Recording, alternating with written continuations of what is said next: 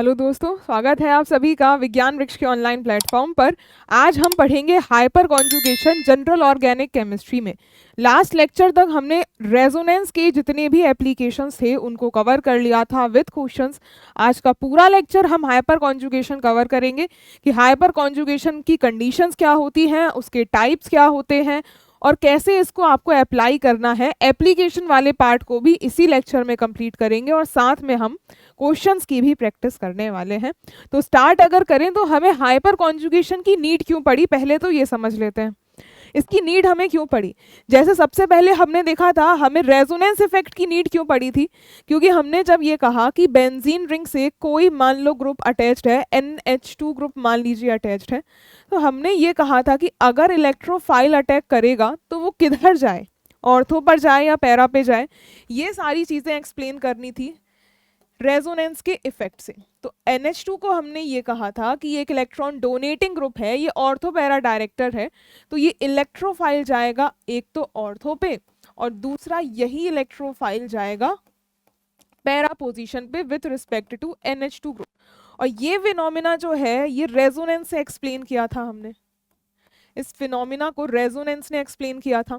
इसी तरीके से हाइपर कॉन्जुगेशन किस चीज को एक्सप्लेन करता है, अगर इस ही बेंजीन रिंग में मान लीजिए अगर CH3 ग्रुप अटैच्ड है, CH3 ग्रुप आपका कोई इलेक्ट्रॉन्स को तो डोनेट कर नहीं रहा है, लोन पेयर्स को तो डोनेट कर नहीं रहा है, तो अगर हम इधर पर इलेक्ट्रोफाइल को ऐड करते हैं तो फिर हमारा क्या प्रोडक्ट फॉर्म होगा। ये फिनोमिना को एक्सप्लेन करने के लिए हमें नीड पड़ी थी हाइपर कॉन्जुगेशन की, इसी वजह से हमें नीड पड़ी थी हाइपर कॉन्जुगेशन की। तो अब हम यहाँ पर सबसे पहले ये समझते हैं कि कंडीशन क्या है हाइपर कॉन्जुगेशन की। तो नेक्स्ट हम सबसे पहले देखने वाले हैं conditions of hyper conjugation. Conditions of hyperconjugation.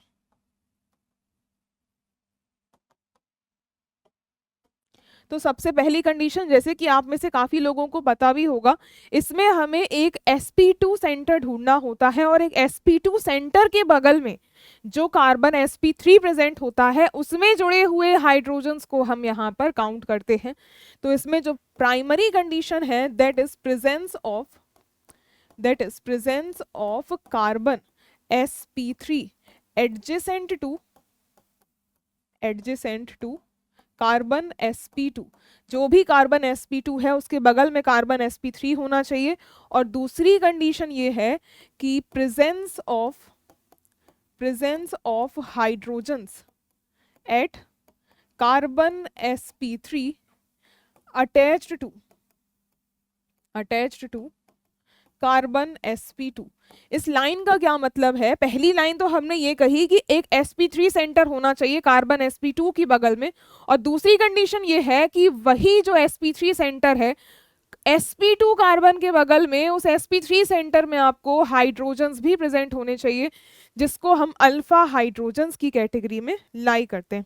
तो इसी से ही हमारे पास रेजोनेंस के टाइप्स निकल के आते हैं, सॉरी हाइपर कॉन्जुगेशंस के टाइप निकल के आते हैं। तो यहीं से हम आगे अगर सब कैटेगरी डिवाइड करें तो हम देखें types of hyper conjugation.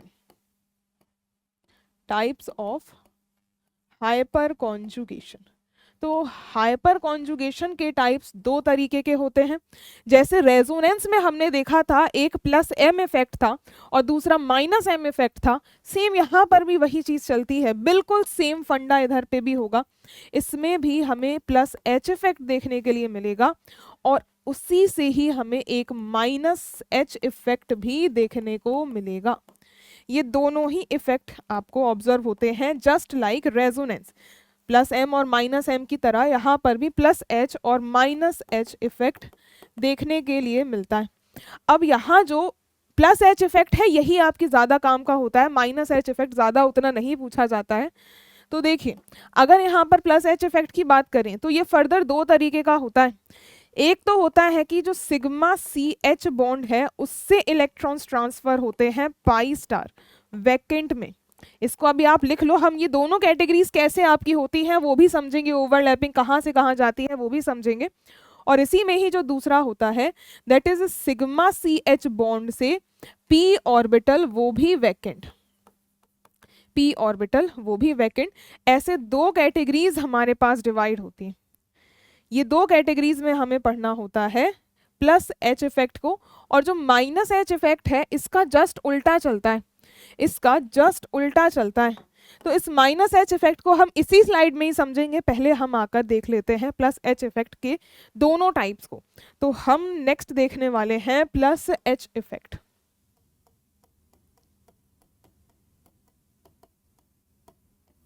Plus H effect में जैसे मैंने आपको कहा एक सिग्मा एच से एक आपको पाई स्टार में जाते हुए मिलेगा।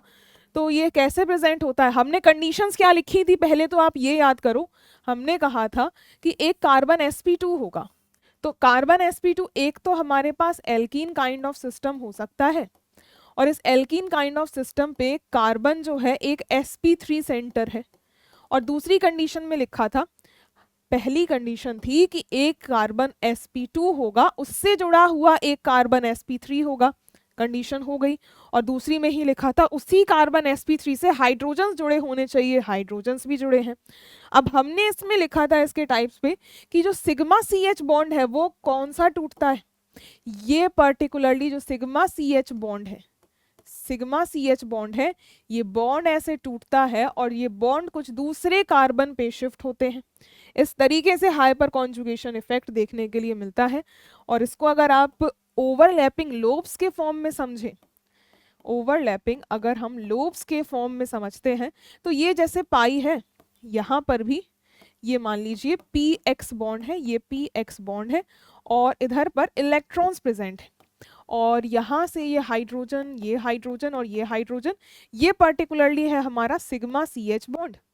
और अब जैसे हमने ये कहा था कि सिग्मा सी एच से पाई स्टार वैकेंट में जाएंगे, इधर पे पी एक्स जो है ये तो फील्ड है, तो इसी पी एक्स में आपको पता है कि साइड में लाई करते हैं पाई स्टार। ये जो हमने ऑरेंज कलर से ड्रॉ किए हैं दीज आर पाई स्टार और ये वैकेंट ऑर्बिटल्स है। तो ये जो सिग्मा सी एच में ये जो इलेक्ट्रॉन डेंसिटी होती है ये इसके वैकेंट ऑर्बिटल्स में जंप करती है, और ये जो पाई बॉन्ड्स हैं डबल पाई बॉन्ड के ये दूसरे कार्बन पे शिफ्ट करते हैं। तो हमारी जो हाइपर कॉन्जुगेटिव स्ट्रक्चर निकल के आती है उसको ड्रॉ करें, उसको ड्रॉ करते हो तो कुछ इस तरीके से, ये कार्बन और इससे दो हाइड्रोजन्स तो जुड़े ही हैं, ये इलेक्ट्रॉन्स छोड़ दिए हैं हाइड्रोजन ने, तो ऊपर एक H+ के फॉर्म में नजर आ जाएगा। इधर पर बॉन्ड शिफ्ट होते हैं और ये जो पाई बॉन्ड था वो टूट चुका है, और बगल वाले कार्बन पे 2 H2 और इस पर पूरी इलेक्ट्रॉन डेंसिटी शिफ्ट हुई है, तो इधर आता है माइनस का चार्ज, और इसमें एक हाइड्रोजन तो पहले से ही प्रेजेंट होगा क्योंकि बॉन्ड को सेटिस्फाई हमें करना पड़ेगा विथ हाइड्रोजन्स। तो ऐसे हमारे हाइपर कॉन्जुगेटिव स्ट्रक्चर ड्रॉ होते हैं, और ये प्लस एच इफेक्ट का पहला टाइप है, प्लस एच इफेक्ट का पहला टाइप है ये वाला प्लस एच इफेक्ट का फर्स्ट कैटेगराइजेशन है कि सिग्मा सी एच बॉन्ड से पाई स्टार वैकेंट में इलेक्ट्रॉन्स का जाना। और दूसरी कैटेगरी भी समझते हैं, इसी में ही हम दूसरी कैटेगरी भी समझते हैं। देखो इसमें हेडिंग डाल लो, ये हमने जो कैटेगरी पढ़ी है this is of sigma C H bond से पाई स्टार में गए हैं वो भी वैकेंट वाली, ये पहली कैटेगरी हो गई कंप्लीट। इसी तरीके से जो दूसरी कैटेगरी है उसमें हमने कहा पी ऑर्बिटल में जाएंगे वैकेंट, तो उस केस में हमारे पास sp2 सेंटर तो होगा लेकिन डबल बॉन्ड सिस्टम नहीं होगा, तो हम उसमें लेते हैं कार्बोकैटायन, हम उसमें लेते हैं कार्बोकैटायन। ये जो कार्बन sp3 सेंटर होता है इसको जोड़ते हैं किसी कार्बोकैटायन से, क्योंकि कार्बोकैटायन के पास ही वैकेंट p ऑर्बिटल्स होते हैं। इस तरीके से हमारा सिस्टम बन जाएगा, और इसी में ही हम कहेंगे कि ये जो इलेक्ट्रॉन डेंसिटी है ये कार्बोकैटायन है, तो ये जो p ऑर्बिटल है ये वैकेंट होता है इस केस में, तो ये इलेक्ट्रॉन डेंसिटी कुछ इसी पॉइंट पे शिफ्ट हो जाएगी। तो जो रिजल्टिंग हमारे पास स्ट्रक्चर बनता है ये 2 हाइड्रोजन और एक हाइड्रोजन जो है ये पॉजिटिव चार्ज देके निकल गया, डबल बॉन्ड, और यहाँ पर CH और इधर आएगा माइनस का चार्ज। ऐसी हाइपर कॉन्जुगेटिव स्ट्रक्चर हमारी ड्रॉ होती है।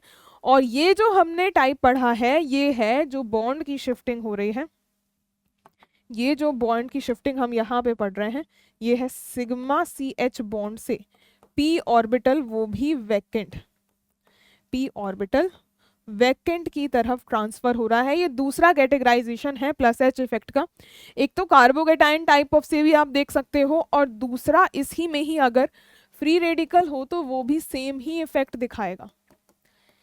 फ्री रेडिकल अगर है तो उसमें भी सेम ही लगेगा इफेक्ट, सेम ही इफेक्ट हमें देखने के लिए मिलेगा। वही आपके सिग्मा सी एच बॉन्ड टूटेगा और इस तरीके से स्ट्रक्चर्स आपको मिल जाएंगे। और जितने भी हाइड्रोजन्स जुड़े होते हैं ना, ये जो हाइड्रोजन्स जुड़े होते हैं, ये जितने भी हाइड्रोजन्स हैं इनको हम कहते हैं अल्फा हाइड्रोजन्स, इनको कहते हो अल्फा हाइड्रोजन्स। इस तरीके से प्लस एच का कैटेगराइजेशन हो गया। अब माइनस एच इफेक्ट देखें। माइनस एच इफेक्ट जैसे हमने कहा था कि हम पहले प्लस एच देखें, माइनस एच इफेक्ट को यहीं पर ही देख लेंगे। और ये जो माइनस एच इफेक्ट है, इसमें कैसे हमें इफेक्ट देखने के लिए मिलता है, इसमें सिग्मा सी एच नहीं होता, इसमें कोई मोर इलेक्ट्रोनेगेटिव एटम, मान लीजिए फ्लोरीन जुड़ा है। अब फ्लोरीन के अलावा कोई और भी हमें हेलोजन देखने के लिए मिल सकता है। मान लो इन जनरल कोई एक्स एटम आपको ले रखा है, और या फिर हम इसको दोबारा से ही बनाएं तो ये कार्बन और मान लीजिए यहाँ पर फ्लोरीन, कोई भी एक्स एटम मान लो, और दूसरा हेलोजन यहाँ आके जुड़ सकता है। बगल में मान लो कोई भी सेंटर है, कोई भी सेंटर है मान लीजिए हमारे पास, इसमें हमें मिलेगा मान लीजिए कोई यहाँ पे कार्बन, और इस कार्बन से और इस कार्बन पे हाइड्रोजन है, हाइड्रोजन है, और इस पर होगा कार्बन आयन वाला सिस्टम, उल्टा होगा ये सिस्टम। ये कार्बन आयन वाला सेंटर इसमें जुड़ा होगा, और कार्बन आयन वाला सिस्टम अगर जुड़ा है तो ये तो इलेक्ट्रॉन रिच सिस्टम है, इसमें तो कुछ वैकेंट होगा नहीं। तो यहाँ क्या होता है, ये जो सिग्मा सी एफ है, ये वाला बॉन्ड जो सिग्मा सी एफ है, इसके जस्ट ऑपोजिट, इस सिग्मा सी एफ के जस्ट ऑपोजिट लाई करता है sigma star C F bond. Sigma star C F bond इसके जस्ट अपोजिट लाई करेगा, और ये sigma star C F bond होता है यहाँ वैकेंट, और ये इलेक्ट्रॉन डेंसिटी इसके सिग्मा स्टार सी एफ में जंप करती है, ये इलेक्ट्रॉन डेंसिटी इसके सिग्मा स्टार सी एफ में जंप करती है। तो बिल्कुल जो हाइपर कॉन्जुगेशन की कंडीशंस है ना, उससे जस्ट उल्टा यहाँ देखने के लिए मिलता है कि सिग्मा सी एच की जगह मोर इलेक्ट्रोनेगेटिव एटम, और उसी में कोई sp3 सेंटर भी नहीं, कोई हाइड्रोजन भी नहीं है, और बगल में sp2 सेंटर तो जरूर है, ये सेंटर sp2 तो जरूर है। तो ये कंडीशन से जस्ट उल्टा हो जाता है। इसी वजह से हम माइनस एच इफेक्ट को क्या कहते हैं, इसी वजह से माइनस एच इफेक्ट को रिवर्स हाइपर कॉन्जुगेशन भी कहा जाता है, रिवर्स हाइपर कॉन्जुगेशन भी कहा जाता है, reverse kind of hyper conjugation, ये भी इसका नाम होता है दूसरा। तो इस तरीके से हमने प्लस एच इफेक्ट भी देख लिया और माइनस एच इफेक्ट भी हमने यहाँ पे ब्रीफली समझा है। अब अगर प्लस एच में हम बात करें तो ये हाइड्रोजन्स की जगह हमारे पास हाइड्रोजन के दूसरे आइसोटोप्स भी हो सकते हैं, जैसे ड्यूटेरियम और ट्राइटियम। तो उसके होने से किसके हाइपर कॉन्जुगेशन पे क्या फर्क पड़ता है वो भी समझ लेते हैं। तो इधर पे देखिए प्लस एच इफेक्ट, तो यहाँ पर अगर हम types of plus H effect में हम कैटेगराइजेशन देखें तो इस ही कार्बन पे एक हाइड्रोजन है, एक है ड्यूटेरियम और एक है ट्राइटियम, और इधर पे मान लीजिए ये कार्बोकैटायन है। तो किसका हाइपर कॉन्जुगेशन इफेक्ट ज्यादा होगा? प्लस एच इफेक्ट का क्या ऑर्डर रहेगा, क्या ऑर्डर रहेगा प्लस एच इफेक्ट का, कौन सा बॉन्ड पहले टूटेगा? तो हमने यहाँ पर देखा ओवरऑल हो क्या रहा है, सिग्मा सी एच बॉन्ड जो है ये टूट रहा है। ओवरऑल हमने ये बात देखी कि जो भी ये बॉन्ड है ना, सी एच हो जाए या फिर ये ट्राइटियम वाला हो जाए या ड्यूटेरियम वाला हो जाए, ये बॉन्ड जो है ये टूट रहे हैं। तो ये बॉन्ड जितने वीक होंगे उतनी ही इजीली टूट जाएंगे। तो हमें ये बात पता है कि इसमें से ट्राइटियम वाला बॉन्ड जो है ये सबसे छोटा और स्ट्रॉन्गेस्ट होता है, और ड्यूटेरियम उससे बड़ा, और हाइड्रोजन वाला तो सबसे बड़ा होता है। तो इसी वजह से ये सबसे बड़ा होने की वजह से इजी टू ब्रेक होता है, ये वाला बॉन्ड इजी टू ब्रेक होता है। और इजी टू ब्रेक है तो हाइपर कॉन्जुगेशन हाईएस्ट देखने के लिए मिलेगा कहाँ? अगर सी एच बॉन्ड है हाईएस्ट हाइपर कॉन्जुगेशन, और इसी तरीके से सी डी में उससे कम और सी टी में उससे भी कम इफेक्ट देखने के लिए मिलता है, उससे भी कम इफेक्ट देखने के लिए मिलता है। ऐसे इफेक्ट लगता है हाइपर कॉन्जुगेशन का, अलग अलग आइसोटोप्स अगर प्रेजेंट होते हैं। इसी तरीके से अगर हम माइनस एच इफेक्ट की बात करें तो उसमें फ्लोरीन भी हो सकता है, क्लोरीन भी, ब्रोमीन भी और आयोडीन भी। तो किसका क्या फर्क पड़ता है वो भी मैं आपको बता देती हूँ। इसी तरीके से अगर हम देखें types of minus H effect में, types of minus H effect में, तो ये हो क्या सकता है, मान लो यहाँ पर फ्लोरीन हो सकता है, इधर क्लोरीन हो सकता है, यहाँ ब्रोमीन हो सकता है और इसमें माइनस हो सकता है। तो इसमें फ्लोरीन, क्लोरीन, ब्रोमीन किसका ज़्यादा माइनस एच इफेक्ट लगेगा अगर ये समझना हो तो हमें यहाँ पर सिग्मा स्टार की बातें देखनी होती हैं। जैसे यहाँ पर जो भी होगा सिग्मा स्टार सी एक्स बॉन्ड पे डिपेंड करता है और ये पर्टिकुलरली इलेक्ट्रॉन्स को डोनेट कर रहा होता है, तो ये होमो कहलाते हैं और ये पर्टिकुलरली लूमो की कैटेगरीज में लाई करते हैं। और जब एनर्जी ऑर्डर निकालने जाओगे ना, होमो लूमो गैप जितना कम होगा वो उतना ही बेहतर ओवरलैपिंग होगी और फास्टेस्ट आपको माइनस एच इफेक्ट देखने के लिए मिलेगा। और एनर्जी का जो ऑर्डर होता है वो सिग्मा स्टार सी एफ जो है, ये फ्लोरीन वाला हाईएस्ट, फिर उसके बाद सिग्मा स्टार, फिर फ्लोरीन के बाद क्लोरीन, फिर उसके बाद सिग्मा स्टार बी आर वाला आ जाता है और जो लीस्ट गैप देखने के लिए मिलता है, लीस्ट एनर्जी वाला, वो सी आई का होता है। और ये वाले अगर सारे के सारे लूमो हैं तो लूमो और होमो जितने पास होंगे ईजीएस्ट ट्रांजिशन होगा। ये लोवेस्ट एनर्जी में है, दैट मीन्स होमो के पास होगा, ये होमो के पास होगा। इसी वजह से जो हमारा माइनस एच इफेक्ट का ऑर्डर बनता है, माइनस एच इफेक्ट का जो ऑर्डर बनता है वो सी आई थ्री का हाईएस्ट बनता है, फिर उसके बाद सी बी आर थ्री का बनता है, फिर उसके बाद एक एक करके हमारा घटता जाएगा और फ्लोरीन में सबसे कम CCl3 और लीस्ट हो जाएगा CF3। और ये जो ऑर्डर निकल के आया है ये किसके बेसिस पे है, ये किसके बेसिस पे निकल के आया है, it is based on the homo LUMO gap. ये ऑर्डर हमने जो निकाला है it is based on homo LUMO gap. तो इस पर्टिकुलर केस में लीस्ट गैप था, इसीलिए इसमें फास्टेस्ट माइनस एच इफेक्ट देखने के लिए मिलता है। तो ये हाइपर कॉन्जुगेशन की कंडीशंस और उसकी कैटेगरीज कवर होती हैं। अब हम देखते हैं कि हाइपर कॉन्जुगेशंस की एप्लीकेशंस क्या होती हैं। हाइपर कॉन्जुगेशन की एप्लीकेशन वाला पार्ट देखिए, तो नेक्स्ट हेडिंग डाल लीजिए एप्लीकेशंस ऑफ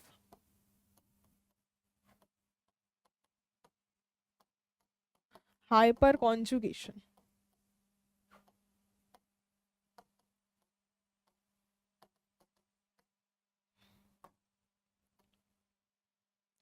एप्लीकेशन वाले पार्ट में जैसे हमने रेजोनेंस की 6 एप्लीकेशन पढ़ी थी, इसमें भी टोटल 6 ही एप्लीकेशन होती है, लेकिन सारी सेम नहीं होंगी। कौन कौन सी एप्लीकेशन होती है देखो, सबसे पहले इसमें हम बात करेंगे स्टेबिलिटी ऑफ एल्कीन।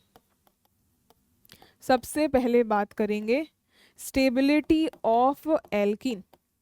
इसी तरीके से जो दूसरी कंडीशन है वो है रिएक्टिविटी पे, तो दूसरी एप्लीकेशन है that is on the reactivity, दूसरी है रिएक्टिविटी ऑफ एल्कीन पे,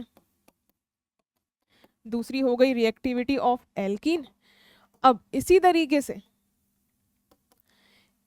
तरीके से नंबर 3 वाली कैटेगरी में अगेन हम रिएक्टिविटी देखते हैं, रिएक्टिविटी ऑफ एल्कीन हो गई। अब हम देखेंगे रिएक्टिविटी ऑफ बेंजीन, देखेंगे reactivity of benzene. Next category में लाई करती है stability of intermediate, next category में लाई करेगी स्टेबिलिटी ऑफ, अच्छा इसको भी हम सेम ही कलर से लिखें जो सारे लिख रहे हैं, ये आ जाएगी स्टेबिलिटी ऑफ इंटरमीडिएट।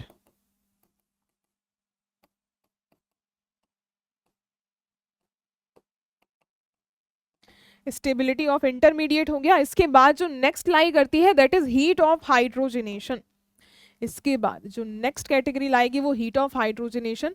और एक लास्ट कैटेगरी होती है साइट सिलेक्टिविटी वाली, लास्ट कैटेगरी होती है साइट सिलेक्टिविटी। 5th नंबर की है heat of hydrogenation, heat of hydrogenation, और जो लास्ट है that is site selectivity, that is site selectivity of alkene and benzene, alkene and benzene. ये सारे एप्लीकेशंस आज के लेक्चर में हम कवर करने वाले हैं, सारे एप्लीकेशंस आज के लेक्चर में कवर करेंगे। इससे रिलेटेड क्वेश्चंस की भी हम प्रैक्टिस करेंगे, और इसके साथ साथ हम कुछ जो एक अलग केस होता है रेजोनेंस का, डांसिंग रेजोनेंस वाला पार्ट, उसको भी कवर करेंगे, और उससे रिलेटेड क्वेश्चंस को भी हम आज के लेक्चर में देखने वाले हैं। तो आज का लेक्चर आपका काफ़ी इंपॉर्टेंट होने वाला है, काफ़ी चीज़ें हमें देखने के लिए मिलेंगी, और लास्टली हम लेक्चर को सम अप करेंगे रेजोनेंस वर्सेस मीजोमेरिक इफेक्ट। तो अभी हम इन सारे एप्लीकेशंस को भी कवर करेंगे, उसके बाद हम एक डांसिंग रेजोनेंस वाले पार्ट को भी देखेंगे, उसके बाद हम डांसिंग रेजोनेंस वाले पार्ट को भी देखेंगे, फिर उसके बाद लास्टली हम कवर करेंगे मीजोमेरिक वर्सेस हाइपर कॉन्जुगेशन।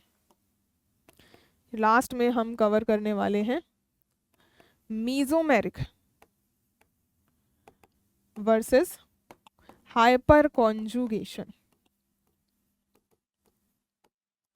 ये वाला पोर्शन हम पूरा का पूरा इस लेक्चर में कवर करेंगे विद क्वेश्चन प्रैक्टिस।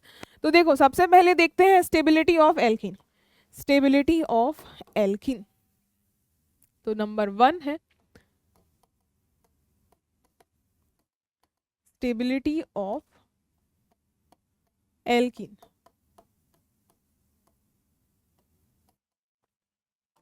ये एक तो हम देखेंगे इसके फैक्टर में, पहला factor that is based on alpha hydrogen, based on alpha hydrogens. अब अल्फा हाइड्रोजन्स हमने देखा था जब प्लस एच इफेक्ट को हमने कवर किया था, उसमें हमने देखा था कि कैसे हमें अल्फा हाइड्रोजन्स को कैलकुलेट करना होता है। क्वेश्चन की बेसिस पे ही अगर आप समझो, जैसे डबल बॉन्ड अटैच्ड है, इस पर यहाँ पर CH3 जुड़ा है, यहाँ पर CH3 जुड़ा है, यहाँ पर हाइड्रोजन है, इधर पे भी मान लीजिए CH2 और CH3 जुड़ा हुआ है। एक और अगर हम कंपेयर करें इसी तरीके से, डबल बॉन्ड पे यहाँ हाइड्रोजन है, हाइड्रोजन है, और इधर पे CH3 है, और यहाँ हाइड्रोजन है, और लास्टली यही डबल बॉन्ड पे हमें हाइड्रोजन है, हाइड्रोजन है, CH3 है, हाइड्रोजन। तो अल्फा हाइड्रोजन के लिए हमने क्या कहा था, डबल बॉन्डेड कार्बन से जो sp3 सेंटर है उसमें जुड़े हुए हाइड्रोजन्स। तो देखो डबल बॉन्डेड कार्बन sp2 से ये जो कार्बन है इसमें टोटल 3 हाइड्रोजन्स हैं, यहाँ पर भी 3 हाइड्रोजन है, और इधर पर 2 हाइड्रोजन है। तो इस केस में हमें क्या मिलेंगे, टोटल 3 3 6 और 2 8 अल्फा हाइड्रोजन्स मिल रहे हैं। इसी तरीके से उसके बाद नेक्स्ट केस में देखोगे, यहाँ तो सीधा सीधा हाइड्रोजन है, लेकिन ये जो CH2 है यहाँ पे 2 हाइड्रोजन्स रहे होंगे, इधर टोटल 2 अल्फा हाइड्रोजन्स वाला केस है। फिर उसके बाद इधर पे सारे हाइड्रोजन्स हैं, इधर पे पर्टिकुलरली सीधे सीधे 3 अल्फा हाइड्रोजन्स हो जाएंगे। तो ये बेसिस पे यहाँ 8 है, अगर मैं इसको A कहूँ, इसको हम B कहें, इसको हम C कहें, तो A B C में से जितने जिसके पास अल्फा हाइड्रोजन्स होंगे उतनी ही हायर उसकी स्टेबिलिटी होगी, किसकी, एल्कीन की। तो A वाली मोस्ट स्टेबल हो जाएगी, फिर उसके बाद 3 वाली जो कि C में है, और फिर B। ये मिलेगा आपको स्टेबिलिटी ऑफ एल्कीन का ऑर्डर। ये क्या है, ये ऑर्डर जो है it is of the stability of alkene. इस तरीके से हम निकालते हैं। पहला हमने देखा बेस्ड ऑन अल्फा हाइड्रोजन्स, और अल्फा हाइड्रोजन्स में ही एक अगर कॉन्जुगेटेड सिस्टम प्रेजेंट हो उसके लिए भी हमें देखना होगा। तो बी में देखो based on conjugated pi system, conjugated pi systems. अगर कॉन्जुगेटेड पाई सिस्टम्स होंगे उस केस में आप अल्फा हाइड्रोजन्स ही निकालोगे, लेकिन कैसे निकालोगे वो देखो। अगर है हमारे पास ये डबल बॉन्ड, इधर पे है पॉजिटिव चार्ज, इसको हम कहें A, इसी तरीके से इधर पे मान लीजिए ये रहा पॉजिटिव चार्ज, और इस तरीके का सिस्टम है, और लास्टली ये नॉर्मल मान लो ये रहा पॉजिटिव चार्ज। तो ये हमने A कहा था, ये वाला B हो जाएगा, और ये वाला C है। तो हमने कहा ये कॉन्जुगेटेड पाई सिस्टम्स के बेसिस पे हम यहाँ पर डिसाइड करेंगे। तो यहाँ अगर आप देखोगे तो कॉन्जुगेशन करवाओ पहले, तो रेजोनेंस भी लगेगा, तो ये पाई बॉन्ड जब शिफ्ट होंगे, पर्टिकुलर जब इसकी हम रेजोनेटिंग स्ट्रक्चर बनाएंगे, यहाँ डबल बॉन्ड आएगा, यहाँ पॉजिटिव चार्ज आएगा। तो अब हाइड्रोजन्स देखो, ये 2 हाइड्रोजन्स हैं यहाँ पर। इसी तरीके से अगर इसमें देखने जाओगे तो वही सेम, उसी सेम पोजीशन पे, यहाँ पे जैसे 3 है ना, वही सेम पोजीशन पे आपके 3 हाइड्रोजन्स हैं, तो उनको काउंट नहीं करोगे। टोटल यहाँ पर कितने मिल जाएंगे आपको? 3 अल्फा हाइड्रोजन्स मिलेंगे, टोटल 3 अल्फा हाइड्रोजन्स मिलेंगे। अगले केस में देखने जाओगे तो यहाँ पे भी आपको बिल्कुल वैसा ही सेम केस मिलने वाला है, बिल्कुल वैसा ही सेम केस मिलने वाला है। तो इसमें हम एक काम कर सकते हैं, इसमें एक काम कर सकते हैं, थोड़ा सा यहाँ पे एक बॉन्ड को और शिफ्ट कर लो। अब इसमें जब आप देखोगे यहाँ पर हैं 2 हाइड्रोजन्स, और इसके रिस्पेक्टिव में जब हमने रेजोनेंस फॉर्म ड्रॉ करी, तो जब इसके रिस्पेक्ट में आप रेजोनेंस को ड्रॉ करोगे तो ये पॉइंट यहाँ डबल बॉन्ड आएगा, इधर पे पॉजिटिव चार्ज आएगा, तो इधर पे भी अगेन आपको वही सेम हाइड्रोजन्स ही मिल रहे हैं। लेकिन लास्ट केस में आप देखने आओगे तो इधर से ये 2 पॉजिटिव चार्ज ही आपको देखने के लिए मिलेंगे, और ये पर्टिकुलरली ज़्यादा रेजोनेंस भी हमें देखने के लिए मिल रहा है, और ओवरऑल यहाँ पर हमें रेजोनेंस भी मिलेगा, रेजोनेंस भी मिलेगा पूरा कॉन्जुगेटेड पाई सिस्टम से, और 2 अल्फा हाइड्रोजन्स भी देखने के लिए मिलेंगे। ए बी सी में से किसकी हाईएस्ट स्टेबिलिटी होगी? वही कार्बोकेटायन यहाँ पर 2 हाइड्रोजन से स्टेबलाइज्ड है। तो अगर हम यहाँ पर ओवरऑल स्टेबिलिटी ऑफ एल्कीन्स की बात कर रहे हैं, ओवरऑल यहाँ पे एल्कीन्स जो है रेजोनेंस से भी स्टेबलाइज्ड हैं, और साथ में अल्फा हाइड्रोजन से भी। जितने ज़्यादा पाई बॉन्ड्स होंगे उतनी ही बेहतर स्टेबलाइजेशन होगी। सी तो मोस्ट स्टेबल होगा। इन दोनों में से यहाँ पे 3 अल्फा हाइड्रोजन्स हैं, तो उसके बाद ए वाली कैटेगरी लाई करेगी, और लास्ट में बी वाली। This will be the order of stability of alkene. इस तरीके से based on conjugated pi systems भी हमें देखना होता है। तो इन जनरल हम यहाँ पर ये बात लिख सकते हैं दैट स्टेबिलिटी ऑफ एल्कीन जो है, stability of alkene hyperconjugation से हमें ये पता चला, it is directly proportional to number of alpha hydrogens. Number of alpha hydrogens के ये डायरेक्टली प्रोपोर्शनल होती, नंबर ऑफ अल्फा हाइड्रोजन्स के ये डायरेक्टली प्रोपोर्शनल होती है। This is how you have to check the stability of alkenes. Hyperconjugation effect कैसे role play करता है। अगला अगर हम यहाँ पे एप्लीकेशन बात करें, हमने पहली स्टेबिलिटी देखी थी, दूसरी थी रिएक्टिविटी ऑफ एल्कीन। तो नेक्स्ट नंबर पे हम देखने वाले हैं रिएक्टिविटी ऑफ एल्कीन पे हाइपर कॉन्जुगेशन अपना क्या रोल प्ले करता है, हाइपर कॉन्जुगेशन अपना क्या रोल प्ले करता है। तो नंबर 2 कैटेगरी में हम देखने वाले हैं reactivity, reactivity of alkene, reactivity of alkene. तो एल्कीन जैसे कि हमने बिल्कुल सेम रेजोनेंस में डिस्कस किया था ना, कि हमने कहा था एल्कीन जो है, एल्कीन जो पर्टिकुलरली होती है ये इलेक्ट्रॉन रिच सिस्टम है।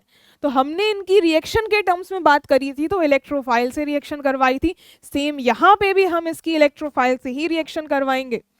तो हम चेक करेंगे reactivity of alkene with electrophile. Electrophile के बेसिस पे हम यहाँ पर देखने वाले हैं रिएक्टिविटी।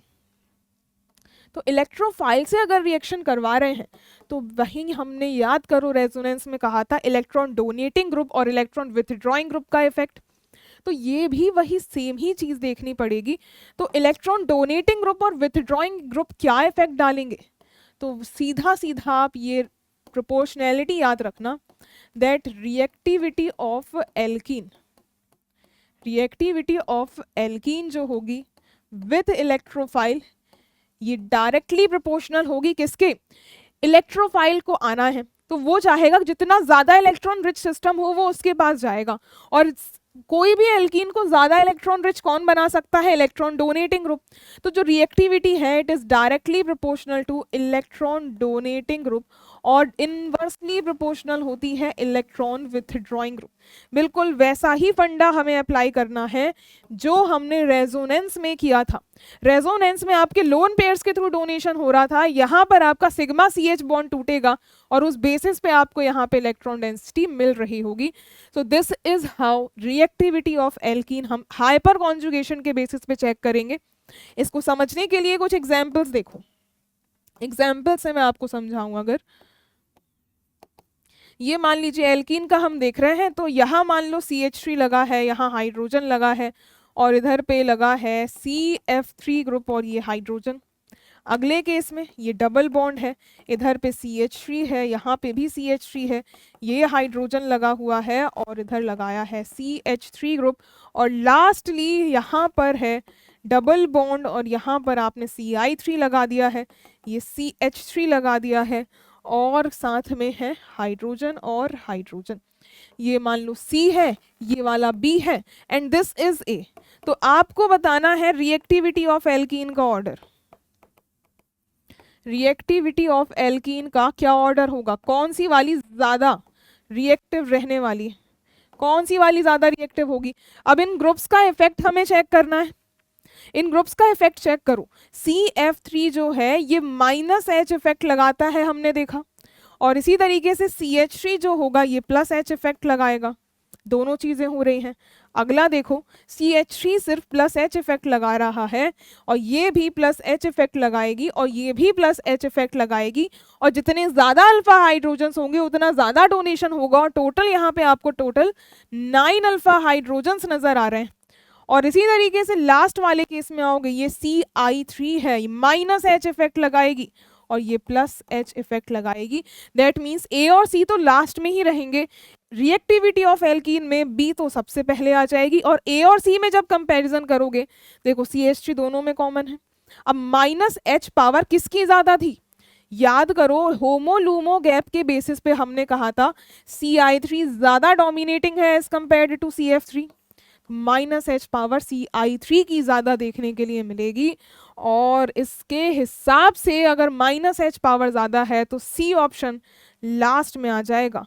BAC होगा order of reactivity of alkenes. तो ये हमारी कंप्लीट होती है सेकंड एप्लीकेशन भी। अब हम बात करेंगे थर्ड एप्लीकेशन। नेक्स्ट नंबर 3 पर हम बात करने वाले हैं रिएक्टिविटी ऑफ बेंजीन। बेंजीन बिल्कुल सेम काम करेगी जैसे एल्कीन्स में हमने देखा था, क्योंकि बेंजीन क्या है, ये 6 पाई इलेक्ट्रॉन्स, ये भी एक न्यूक्लियोफाइल की तरह काम करेगी। तो हम इसकी जो रिएक्टिविटी देखेंगे इलेक्ट्रोफाइल के साथ देखेंगे, जस्ट लाइक एल्कीन, बिल्कुल सेम केस चलता है। तो हेयर ऑल्सो जो रिएक्टिविटी होगी, यहां पर भी जो रिएक्टिविटी होगी ना of benzene ring, reactivity of benzene will be directly proportional to electron donating group and inversely proportional to electron withdrawing group।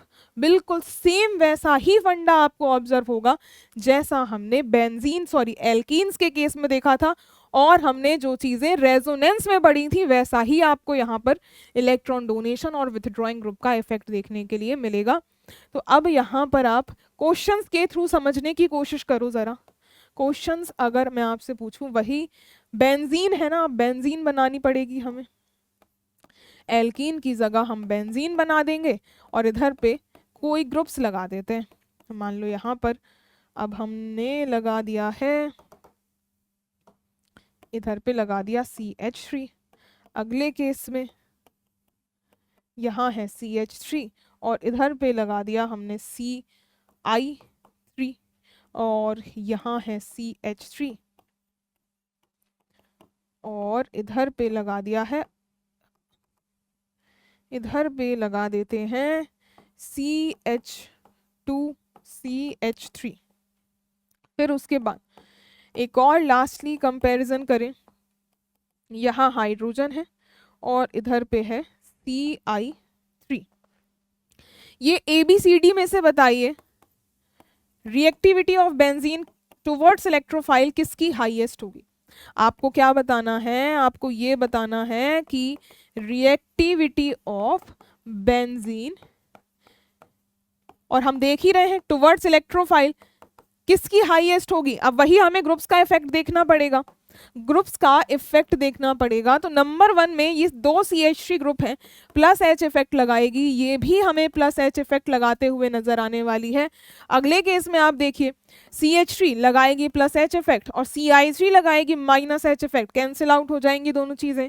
फिर उसके बाद नेक्स्ट में है यहाँ पर प्लस H और ये भी प्लस H इफेक्ट ही लगाएगी। लेकिन अब आप यहाँ पे देखो, ये बगल में जो बेंजीन से अटैच्ड है वो फिर दो हाइड्रोजन है, बेंजीन से अटैच जो कार्बन sp3 है उसमें दो हाइड्रोजन्स हैं, तो दो हाइड्रोजन्स ये काउंट करोगे, दो ये वाले, तीन ये वाले काउंट करोगे तो यहाँ मिलेंगे आपको 5 अल्फा हाइड्रोजन्स। और इसी तरीके से फर्स्ट वाले केस में हमें मिलेंगे 6 अल्फा हाइड्रोजन्स। और लास्ट वाले केस में जाओगे तो कोई अल्फा हाइड्रोजन ही नहीं होंगे, यहाँ पर सिर्फ CI3 ग्रुप अटैच्ड है जो कि माइनस H इफेक्ट लगाता है, लीस्ट स्टेबल होगा, लीस्ट रिएक्टिव होगा। तो आंसर में डी तो हमें सबसे पीछे ही फेंक देना है। फिर उसके बाद मोस्ट रिएक्टिव कौन सा होगा, जिसमें सबसे ज्यादा नंबर ऑफ अल्फा हाइड्रोजन्स हो, तो जब से ज्यादा है हमें ए ऑप्शन में मिले, ए सबसे आगे रख दो। फिर उसके बाद बी और सी में से देखें तो यहाँ माइनस H है, यहाँ पर दोनों ही प्लस H है, तो यह आ जाएगा ए के बाद सी, फिर आ जाएगा B option. This will be the order of reactivity towards benzene. कैसे हमारा इलेक्ट्रॉन डोनेटिंग और विथड्रॉइंग ग्रुप इफेक्ट डालते हैं। तो ये सेकंड एप्लीकेशन भी हमारा कंप्लीट होता है, सॉरी थर्ड एप्लीकेशन भी कंप्लीट होता है। Next we are going to discuss stability of intermediates, और इंटरमीडिएट्स में हम वही कार्बोकैटायन की भी देखेंगे, कार्बेनायन की भी देखेंगे, फ्री रेडिकल की भी चेक करेंगे। तो नेक्स्ट देखो नंबर 4, नंबर 4 पर है stability of intermediate.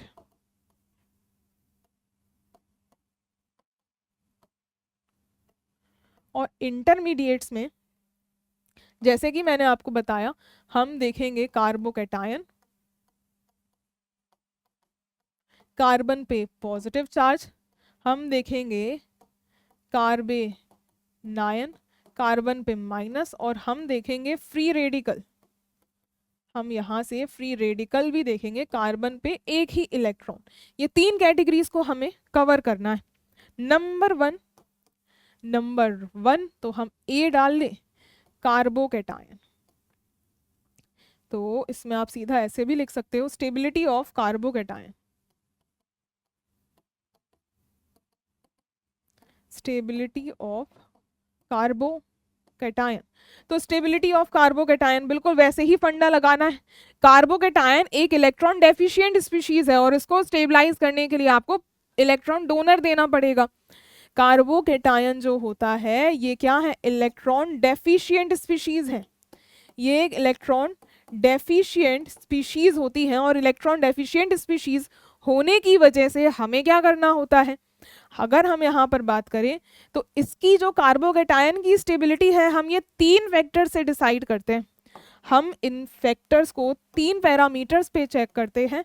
Number 1 based on alpha hydrogens, based on alpha hydrogens एक तो हम चेक करेंगे, दूसरा हम चेक करते हैं परसेंटेज एस कैरेक्टर के बेसिस पे, और तीसरा हम देखेंगे ब्रिज हेड वाली कंडीशंस, ब्रिज हेड कंडीशंस। तो ये तीनों कंडीशंस को मिलाते जुलाते हुए अगर हम नंबर 1 वाली कैटेगरी देखें, that is based on alpha hydrogens, based on alpha hydrogens अगर बात करें तो हमने ये फर्स्ट में ही देखा था कि जितने higher number of alpha hydrogens होते हैं उतने ही ज्यादा आपके हाइपर कॉन्जुगेटिव स्ट्रक्चर्स निकल के आएंगे और उतनी ही ज्यादा हमें क्या देखने को मिलेगी, स्टेबिलिटी। तो बेस्ड ऑन अल्फा हाइड्रोजन्स हम ये कह सकते हैं दैट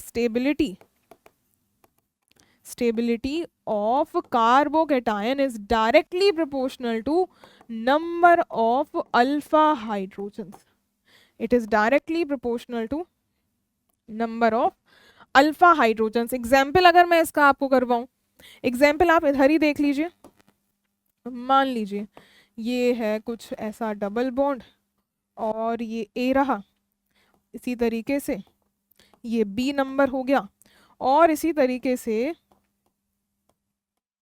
ये हो गया सी नंबर। इन तीनों में से आपको बतानी है स्टेबिलिटी।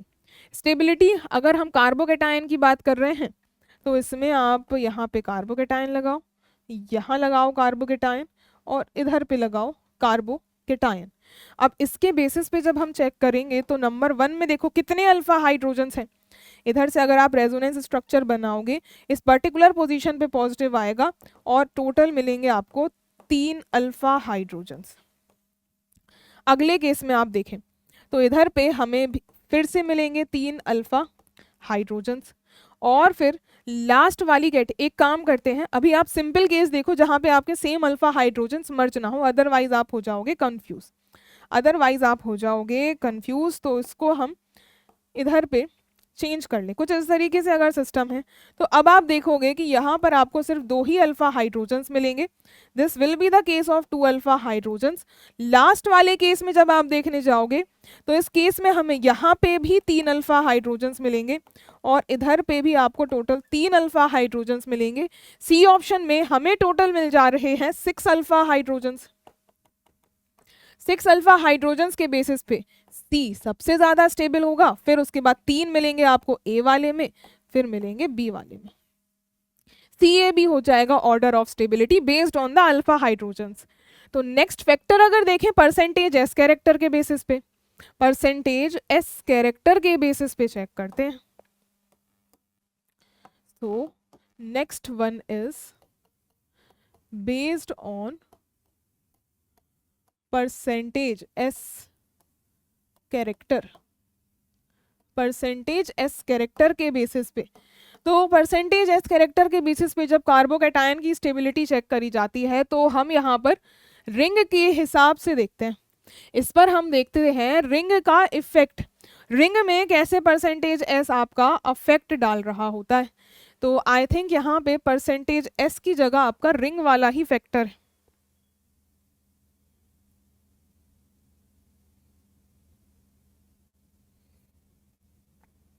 यस बिल्कुल, ये जो परसेंटेज एस वाला पार्ट है यहाँ पे आपको रिंग वाला ही फैक्टर देखने के लिए मिलता है। तो ये परसेंटेज एस को हम यहाँ पे लिख सकते हैं बेस्ड ऑन रिंग साइज। यहाँ पे आप लिख सकते हो बेस्ड ऑन रिंग का साइज, और ये रिंग का साइज भी आपका परसेंटेज एस के बेसिस पे ही चलता है। तो यहाँ से आप लिख लो परसेंटेज एस की जगह बेस्ड ऑन रिंग साइज। अब रिंग का साइज है तो हम एक एक करके रिंग का साइज बढ़ाते जाएं।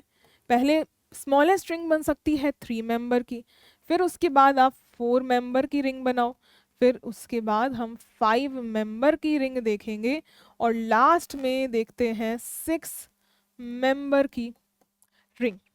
लास्ट में देखते हैं 6 मेंबर की रिंग। अब ये अगर कार्बोकेटायन है ना तो ये डिपेंड करती है अंदर के जो थीटा एंगल है उस पे।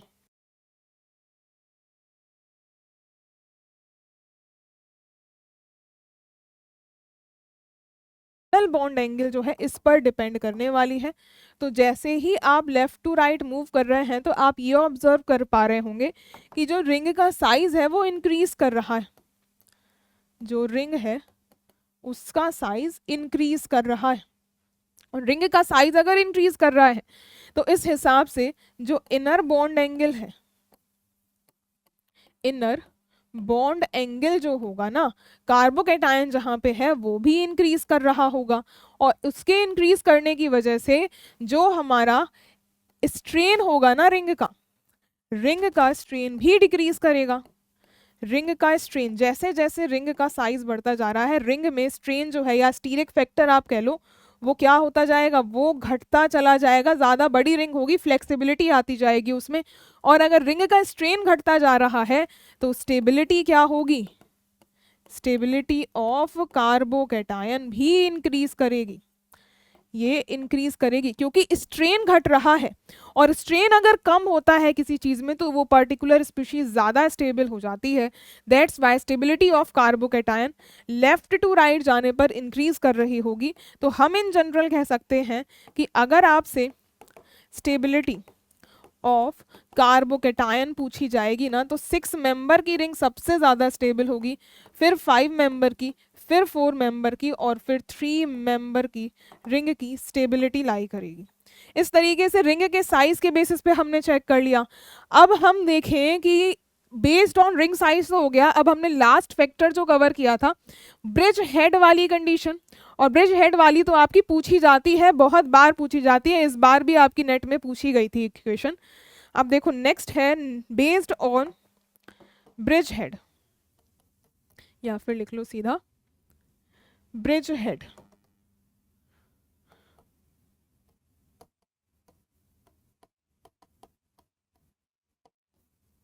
तो ब्रिज हेड कंडीशंस में हमें कैसे समझना होता है, ये मान लीजिए ये रिंग है 6 मेंबर की, और इसमें ये पोजीशन जब आप लगा देते हो ना, जो कॉर्नर से आप एक टोपी पहना देते हो, उसको ब्रिज हेड कार्बन्स कहा जाता है। ये पर्टिकुलर सेंटर जो होते हैं ना, ये ब्रिज हेड है, और इस पे हमने लगा दिया है कार्बोकेटायन। और इसी में ही अगर आप स्टेबिलिटी कंपेयर करो, ऐसे ही अगर हम स्टेबिलिटी कंपेयर करने जाएं और अगला कार्बोकेटायन लगा दो कुछ इस पोजीशन पे, अगर हम यहाँ पे अगर अल्फा हाइड्रोजन्स देखने चले जाएंगे ना, तो हम ये कहेंगे कि ये मैम आप कहोगे 2 अल्फा हाइड्रोजन ये हैं, 2 ये हैं, और इस कार्बोकेटायन के रिस्पेक्ट में 2 ये भी हैं। आप कहोगे मैम हमें तो पूरे पूरे 6 अल्फा हाइड्रोजन्स मिल रहे हैं। अगले केस में अगर हम देख रहे हैं तो हमें 2 अल्फा हाइड्रोजन्स तो इस साइड मिल रहे हैं और एक इस पर्टिकुलर पोजीशन पे मिल रहा है। तो आप कहोगे कि मैम हमें यहाँ पे 3 अल्फा हाइड्रोजन्स मिल रहे हैं, तो इस हिसाब से जहाँ ज़्यादा अल्फा हाइड्रोजन है आपने बोला ये ज़्यादा स्टेबल होगा। लेकिन ऐसा नहीं है। ऐसा क्यों नहीं है? क्योंकि कभी भी ब्रिज हेड जो सेंटर है ना, ये पॉइंट हो गया और ये वाला जो पॉइंट हो गया, ये वाले कहलाते हैं ब्रिज हेड पॉइंट्स। ये ब्रिज हेड कहलाते हैं, और ब्रिज हेड में कभी भी sp2 सेंटर्स पॉसिबल नहीं होते। ब्रिज हेड पे sp2 सेंटर्स आ गए तो उस पर्टिकुलर रिंग सिस्टम में स्ट्रेन बहुत हाई हो जाएगा। तो sp2 centre is not possible, is not possible, या फिर आप लिख सकते हो हाईली अनस्टेबल, हाईली अनस्टेबल। तो इस वजह से होता क्या है, ये आप जितने अल्फा हाइड्रोजन्स काउंट कर रहे हो ना, ये कुछ भी काउंट नहीं होगा, ये कुछ भी काउंट नहीं होगा। और इसी तरीके से क्यों नहीं हो रहा है, अगर यहाँ से ये बॉन्ड हाइपर कॉन्जुगेशन में गए तो यहाँ अगेन आ जाएगा आपका डबल बॉन्ड, ऊपर से ये कार्बोकेटायन यहाँ बन रहा है जो कि ऑलरेडी sp2 सेंटर है। लेकिन इधर पे आप देखो ये दोनों हाइड्रोजन्स तो ठीक है, लेकिन अगर इस बॉन्ड को आपने यहाँ से हाइपर कॉन्जुगेशन करवाया, H+ निकलता है और इस पर्टिकुलर जगह पे आएगा डबल बॉन्ड, तो ब्रिज हेड पे sp2 बन जाएगा। तो हम इस सेंटर पे sp2 नहीं ला सकते। तो ये बॉन्ड अगर डिलोकलाइज करवाना चाह रहे हो तो ये नहीं होगा। यहाँ कोई अल्फा हाइड्रोजन्स नहीं होंगे, यहाँ पे 0 अल्फा हाइड्रोजन्स आप काउंट करोगे, और इसमें ये पर्टिकुलर ब्रिज हेड वाला काउंट नहीं होगा। यहाँ पे भी आपके 3 अल्फा हाइड्रोजन्स ना हो करके सिर्फ ये दोनों काउंट होंगे विथ 2 अल्फा हाइड्रोजन्स। और स्टेबिलिटी इसकी ज़्यादा नहीं होगी पहले वाले की, दूसरे वाले सिस्टम की ज़्यादा हो जाएगी। ब्रिज हेड पे sp2 सेंटर जो है वो पॉसिबल नहीं है, बहुत हाईली अनस्टेबल होता है। sp2 में ना ही आपका कार्बोकेटायन पॉसिबल है, ना ही कार्बेनायन पॉसिबल है, ना ही कोई डबल बॉन्डेड सिस्टम पॉसिबल है। कोई भी sp2 तरीके का सेंटर बनेगा वो पॉसिबल नहीं होता। तो ऐसे ही अगर एक और क्वेश्चन मैं आपको करवाऊं, एक और क्वेश्चन में अगर आपको बोलूं, ये ब्रिज हेड पोजीशन है,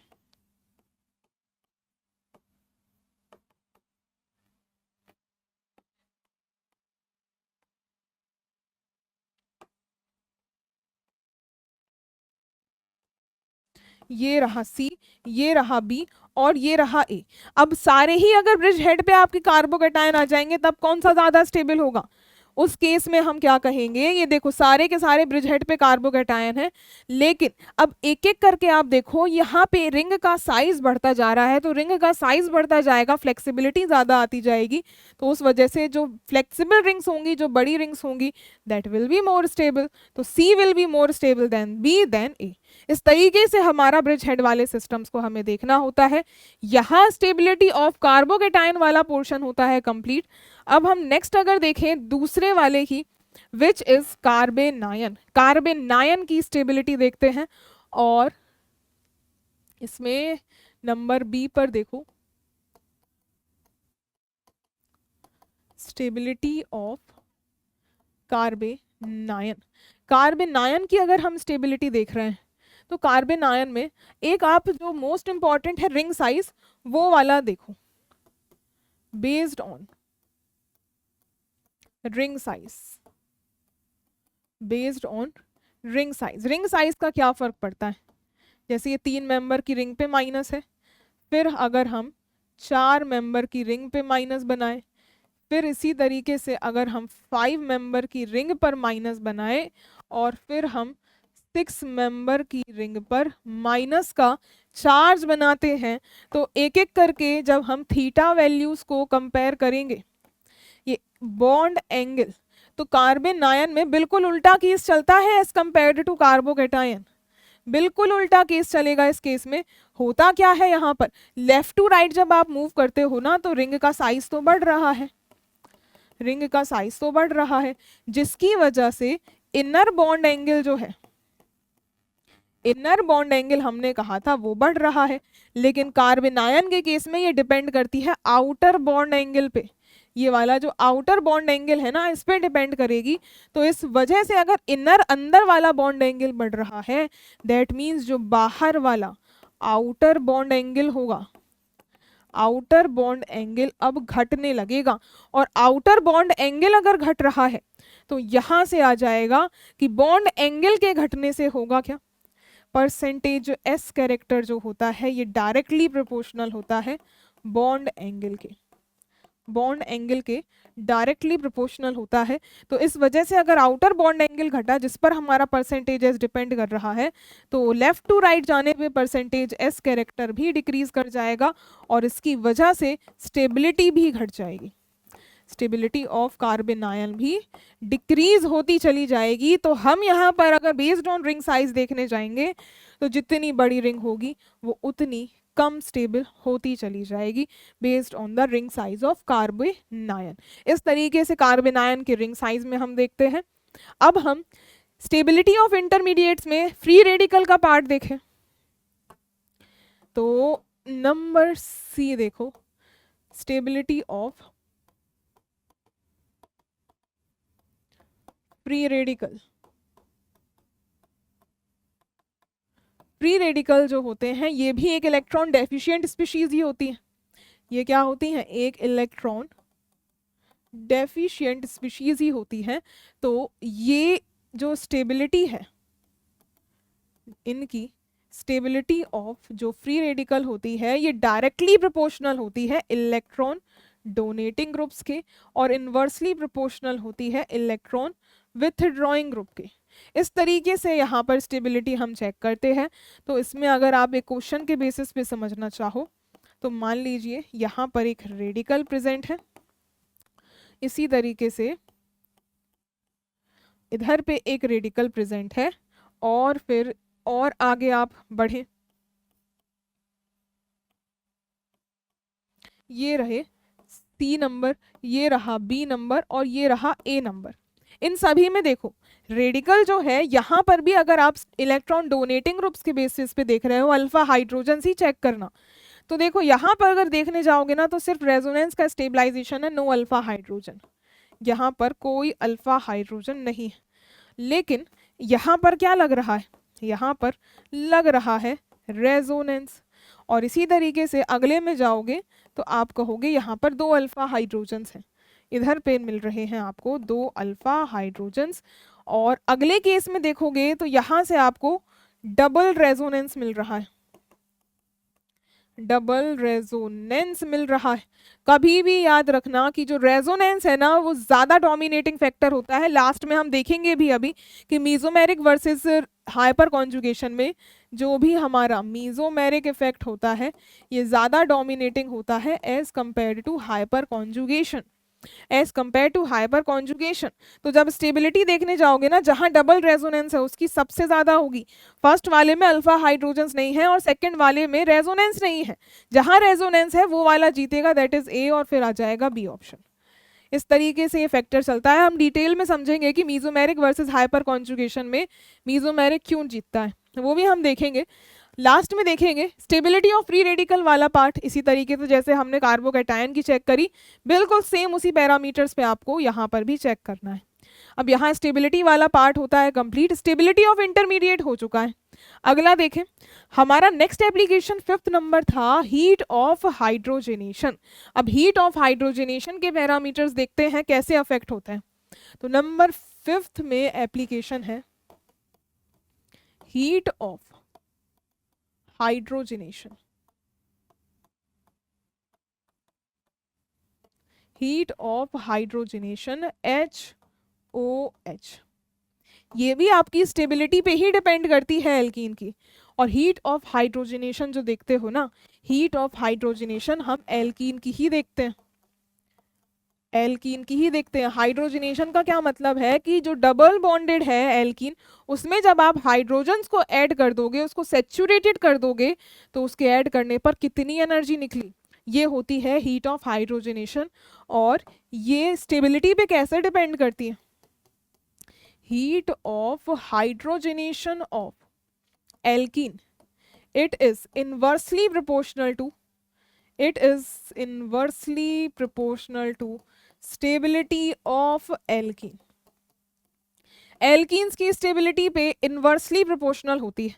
अब ये इन्वर्सली प्रोपोर्शनल हुई क्यों, खुद लॉजिकली सोचो कि अगर एल्कीन हमारी ज्यादा स्टेबल होगी तो उसमें आपको हीट ऑफ हाइड्रोजनेशन कम देनी पड़ेगी, इजीली उसमें हाइड्रोजन ऐड हो जाएंगे, और उसका उल्टा जस्ट आपको हीट ऑफ हाइड्रोजनेशन ज्यादा देनी पड़ेगी। तो ये इन्वर्सली प्रोपोर्शनल होती है स्टेबिलिटी ऑफ एल्कीन के। और हमें ये बात पता है कि जो स्टेबिलिटी है एल्कीन की वो डायरेक्टली प्रोपोर्शनल होती है नंबर ऑफ अल्फा हाइड्रोजन्स के। तो हम इससे एक और आगे कंडीशन बढ़ा सकते हैं that heat of hydrogenation is inversely proportional to number of alpha hydrogens. क्योंकि स्टेबिलिटी ऑफ एल्कीन डायरेक्टली है नंबर ऑफ अल्फा हाइड्रोजन की, ये डायरेक्टली तो दोनों मिलाकर इन्वर्सली हो जाएंगे हीट ऑफ हाइड्रोजनेशन वाले फैक्टर पे। हीट ऑफ हाइड्रोजनेशन वाले फैक्टर्स पे ये दोनों के दोनों हो जाएंगे इन्वर्सली रिलेटेड। इससे रिलेटेड अगर मैं आपको क्वेश्चंस में अप्लाई करना बताऊं, बिल्कुल वही आपको स्टेबिलिटी जैसे निकाली वैसे ही निकालोगे, और फिर उसके बाद आप उसको इन्वर्स ऑर्डर में रख दोगे। जैसे यहाँ पे ये रहा मान लीजिए ए सिस्टम, इसी तरीके से ये रहा हमारे पास बी सिस्टम, और ये रहा हमारे पास सी सिस्टम, और ये रही डी नंबर पे ABCD। ये ABCD में से आपको हीट ऑफ हाइड्रोजनेशन का ऑर्डर निकालना है।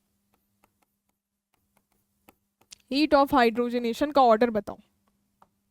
इसके लिए हम स्टेबिलिटी निकालेंगे, पहले तो हम स्टेबिलिटी निकालेंगे ना, स्टेबिलिटी ऑफ एल्कीन का ऑर्डर निकालेंगे। स्टेबिलिटी ऑफ एल्कीन का ऑर्डर क्या मिलेगा, यहाँ पे अगर चेक करोगे तो हमें एक साइड से 3 अल्फा हाइड्रोजन्स मिल रहे हैं, ऐसे 3 यहाँ से भी, 3 यहाँ से भी, 3 यहाँ से भी, टोटल 12 अल्फा हाइड्रोजन्स मिल जाएंगे। बी ऑप्शन में देखोगे तो हमें इधर तो मिल रहे हैं 3, इधर पर भी मिल जाएंगे 3 अल्फा हाइड्रोजन्स, इधर पे मिलेंगे 2, सेम उसी में भी 3 3 6 और 2 8, और 2 यहाँ से भी मिल जाएंगे। तो बस यहाँ पे टोटल 10 अल्फा हाइड्रोजन्स मिल रहे हैं। अगले केस में देखने जाओगे सब जगह हाइड्रोजन्स हैं, सिर्फ यहाँ पर CH3 है, तो इधर से आपको टोटल 3 अल्फा हाइड्रोजन्स मिलेंगे। और लास्ट वाले केस में देखोगे तो लास्ट वाला आई थिंक फर्स्ट के सिमिलर हो गया क्या, कोई बात नहीं, इसको हम थोड़ा सा चेंज कर लेते हैं। मान लो ऐसा सिस्टम है, तो इस सिस्टम में हमें क्या मिलेगा, टोटल 3 3 6 और 3 9 और 2 इधर से मिल जाएंगे, तो टोटल 11 अल्फा हाइड्रोजन्स मिल जाएंगे। जितने अल्फा हाइड्रोजन्स उतनी ज़्यादा स्टेबिलिटी। तो एल्कीन का ऑर्डर जो होगा स्टेबिलिटी का वो A, फिर उसके बाद D, फिर उसके बाद B, और फिर होगा C। जो ये ऑर्डर आया है उल्टा हो जाएगा हीट ऑफ हाइड्रोजनेशन का, दैट इज C, फिर B, फिर D और फिर A। बिल्कुल सिंपल है, उल्टा फंडा लगता है। तो आई होप ये फैक्टर आपको क्लियर हो गया होगा। नाउ लास्ट एप्लीकेशन की भी बात करते हैं, और फिर उसके बाद क्वेश्चंस देख लेंगे। तो लास्ट एप्लीकेशन जो हमारी रहने वाली है वो कौन सी थी? Site selectivity of alkene and benzene, जो कि बहुत इंपॉर्टेंट है। तो नंबर 6 पे रहने वाली है साइट सिलेक्टिविटी। साइट सिलेक्टिविटी में हम पहले देख लेते हैं एल्कीन के लिए, फिर उसके बाद जान लेंगे बेंजीन के लिए। तो हाइपर कॉन्जुगेशन के बेसिस पे, जैसे याद करो हमने रेजोनेंस में देखा था, साइट सिलेक्टिविटी हमने वहां पर भी देखी थी। तो हमने देखा था ऑर्थो पैरा डायरेक्टर्स होते हैं, क्या होते हैं। उसी तरीके से हाइपर कॉन्जुगेशन का भी रोल आएगा। एल्कीन में कैसे रोल प्ले होता है? तो एल्कीन है, मान लीजिए ये एल्कीन है हमारे पास, और एल्कीन है तो बगल में sp3 सेंटर होने चाहिए।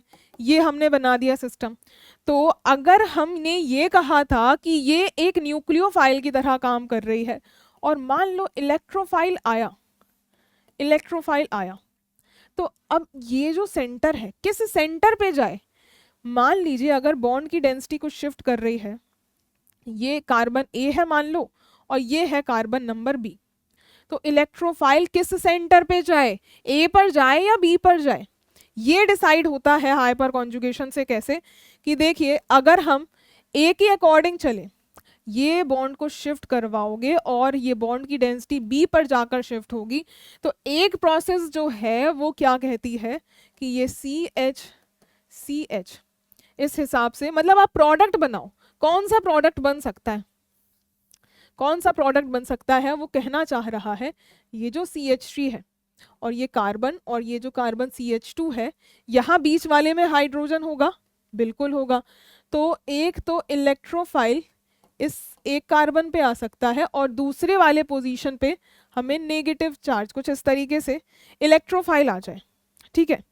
और यही अगर ये जो CH3 है और यही डबल बॉन्ड जो जुड़ा हुआ है इस कार्बन पे आकर इलेक्ट्रोफाइल आ जाए, तो किस पोजीशन पे आकर इलेक्ट्रोफाइल जुड़ेगा ये आप कैसे बताओगे? ये हम बताते हैं हाइपर कॉन्जुगेशन से, कि जो हमने यहाँ पे बात करी बॉन्ड शिफ्ट होता है, और इसके करस्पॉन्डिंग जब हम स्ट्रक्चर बनाएंगे तो ये CH यहाँ डबल बॉन्ड आता है, और इस पर्टिकुलर कार्बन पे, इस पर्टिकुलर कार्बन पे यहाँ जाता है नेगेटिव चार्ज। तो ये जो दूसरी साइट होगी ना, जो इस sp3 से कार्बन दूरी पे प्रेजेंट होता है, उस पर इलेक्ट्रॉन डेंसिटी शिफ्ट होती है। दैट मीन्स इलेक्ट्रोफाइल जाएगा इस कार्बन पे, और ये वाला स्टेप फॉलो होता है, ऊपर वाला स्टेप फॉलो ही नहीं होता है। This is the site selectivity principle in case of alkenes. Same अगर हम बेंजीन रिंग के लिए देखें, नेक्स्ट अगर हम बात करते हैं रिगार्डिंग बेंजीन, बेंजीन में कैसे होता, जैसे हमने रेजोनेटिंग स्ट्रक्चर्स ड्रॉ करी थी, यहां पर भी वैसे ही देखोगे। बेंजीन बनाओ, कोई हमारा इलेक्ट्रॉन डोनेटिंग ग्रुप जो CH3 है वही जोड़ लेते हैं। अब यहाँ पर क्या होगा, वही हाइपर कॉन्जुगेटिव स्ट्रक्चर्स आप बनाएंगे, तो जो बॉन्ड शिफ्ट होता है ये सिग्मा CH टूटता है और बगल वाले में डेंसिटी शिफ्ट होती है। तो हम इसके हाइपर कॉन्जुगेटिव स्ट्रक्चर बनाएं अगर, बिल्कुल जस्ट लाइक रेजोनेंस ही बनेंगे। यहाँ डेंसिटी शिफ्ट हुई है, यहाँ माइनस आता है, ये डबल बॉन्ड और ये दो हाइड्रोजन्स एज इट इज, और ये आएगा H प्लस, निकल गया। अब जैसे रेजोनेंस में घुमाया था चार्ज को, यहाँ पर भी घुमा दो इस नेगेटिव चार्ज को, तो अगला सिस्टम बनेगा, ये बन जाएगा यहाँ डबल बॉन्ड, यहाँ पे माइनस चार्ज, ये double bond C double bond CH और ये H प्लस तो निकला ही है। नेक्स्ट में अगेन आप बॉन्ड की शिफ्टिंग करवा दो, तो ये सिस्टम नेगेटिव इधर, और ये CH2 और ये H प्लस निकला होगा, और लास्ट में ये डेंसिटी वापस से चली जाएगी और ये शिफ्टिंग हो जाएगी CH3। अब देखो जैसे ये एक H प्लस इस साइड का निकला है, वैसे ही ये दोनों निकल सकते हैं, और उससे भी ऐसे ही same resonating hyperconjugative structures आपकी मिलती है। तो इन स्ट्रक्चर्स को देखते हुए आपने क्या एनालाइज किया होगा, ये चीज आपने देखी होगी, ये ऑर्थो पे, ये पैरा पे, और ये अगेन ऑर्थो पे negative charge density, electron density ज्यादा कंसंट्रेटेड है। यहाँ हमने देखा दैट नेगेटिव चार्ज, जिसको हम कहते हैं electron density, is more concentrated on, it is more concentrated on ortho and para position, तो फिर इस हिसाब से हमने ये कहा कि जो प्लस एच वाले ग्रुप्स हैं ना, ये जो प्लस एच इफेक्ट दिखाने वाले ग्रुप्स हैं, these are called ortho para directors. These are called ortho para directors. These are called ortho para directors. तो जो हमारा सवाल शुरुआत से हमने देखा था ना, देखो हमने शुरुआत में ये हाइपर कॉन्जुगेशन को पढ़ना क्यों शुरू किया था, इस क्वेश्चन से हमने किया था कि रेजोनेंस में इलेक्ट्रोफाइल ऑर्थोपैरा पे जा रहा है, तो CH3 ग्रुप अगर आ जाएगा तो इलेक्ट्रोफाइल कहाँ पर जाएगा, उस क्वेश्चन का ही हमने आंसर किया है। उस क्वेश्चन का ही हमने यहाँ पर आंसर किया है। कैसे, देखो अब यहाँ से हमने देखा कि ऑर्थो और पैरा पोजीशन पे इलेक्ट्रॉन डेंसिटी आ रही है, तो अगर इसमें इलेक्ट्रोफाइल आप ऐड करेंगे तो ये इलेक्ट्रोफाइल कहाँ जाएगा, ये CH3 के रिगार्डिंग एक तो ऑर्थो पे जा सकता है, तो ऑर्थो प्रोडक्ट कहलाएगा, और उसी के रिस्पेक्ट में ये पैरा पोजीशन पे भी जा सकता है, पैरा पोजीशन पे भी जा सकता है। ऑर्थो पैरा प्रोडक्ट ऐसे हमारे हाइपर कॉन्जुगेशन से भी फॉर्म होते हैं। तो ये हो गए सारे के सारे एप्लीकेशंस हमारे हाइपर कॉन्जुगेशन के कंप्लीट। तो अब हम यहाँ पर देखते हैं कुछ क्वेश्चंस। कुछ क्वेश्चंस के पहले एक बार एक फैक्टर देख लो। एक मैंने आपको जो बोला था डांसिंग रेजोनेंस का, और दूसरा mesomeric versus hyper conjugation. 2 minute में आपका सम अप हो जाएगा। एक फैक्टर जो है which is of dancing resonance. Dancing resonance अगर आपको ऑब्जर्व करना है ना, कभी भी अगर आपको ऐसी 3 मेंबर की रिंग दिख जाए और इस 3 मेंबर की रिंग से आपको ऐसे CH2 ग्रुप हो और उसमें पॉजिटिव चार्ज जुड़ा हो, इसको कहा जाता है, ये डांसिंग रेजोनेंस दिखा रहा होगा। ये कैसे दिखाता है, ये बॉन्ड जो है कुछ इस तरीके से शिफ्ट होता है और ये रिंग जो है हमारी बन जाती है 4 मेंबर्ड की। और उसके अलावा ये बॉन्ड जो है एक और तरीके से शिफ्ट हो सकता है कि ये जो बॉन्ड है कुछ ऐसे जाए, यहाँ डबल बॉन्ड और ये आपको पॉजिटिव चार्ज। तो इस फैक्टर को हम डांसिंग रेजोनेंस कहते हैं। और इसके रिस्पेक्ट में मान लीजिए हमने ये कहा था CH2 पॉजिटिव और एक बेंजीन रिंग जो है ये प्रेजेंट है और इसमें रेजोनेंस का स्टेबलाइजेशन, इसमें रेजोनेंस स्टेबलाइजेशन है। और जो फर्स्ट वाली है ये कहलाती है dancing resonance.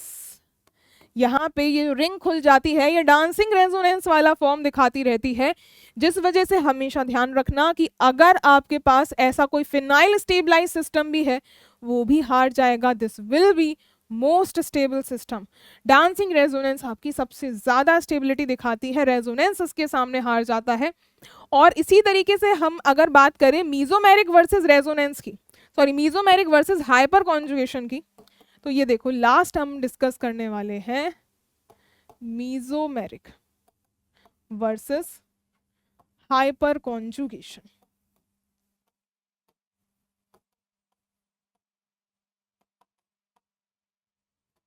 Mesomeric versus hyper conjugation.